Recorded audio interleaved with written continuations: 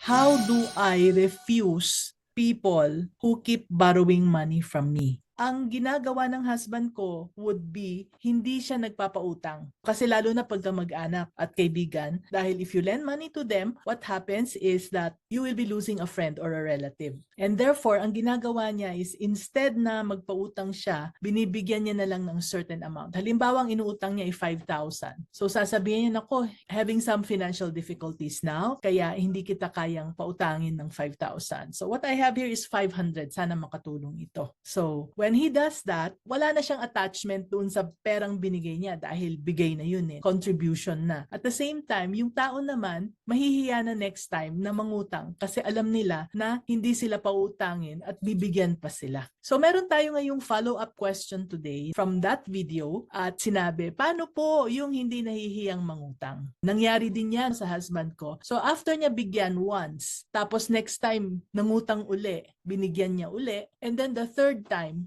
here he comes again, nangungutang uli. So, what my husband did was, he really talked to this person. Kasi ayaw nating mawalan ng kaibigan, ayaw nating mawalan ng kamag-anak. Pero kung ganun naman, na hindi naman sila nahihiya, then it would be fair if we will be telling them frankly. So, what my husband would say is, alam mo, 2 beses ka nang nangungutang sa akin, and I tried my best to help you kahit walang-wala ako, very tight ang aking financial situation, binigyan na kita once, binigyan na kita ng second time. Siguro naman pwede na. Hindi na kita pwedeng tulungan dahil marami pa rin akong obligasyon. So on the third time, what my husband would do is hindi na siya magbibigay at hindi rin siya magpapautang. And nangyari ito to only one person. And since then, hindi na siya lumapit. So try that. I'm not saying guaranteed that it will work, pero talagang pinarangkan niya na. And even if he loses this friend or even if he loses this relative, by that time, parang ikaw rin, you will not feel guilty anymore kasi nakatulong ka na. At the same time, that person should get the message na. And kung ulitin niya pa uli, then just say the same thing. Okay? I hope nakatulong.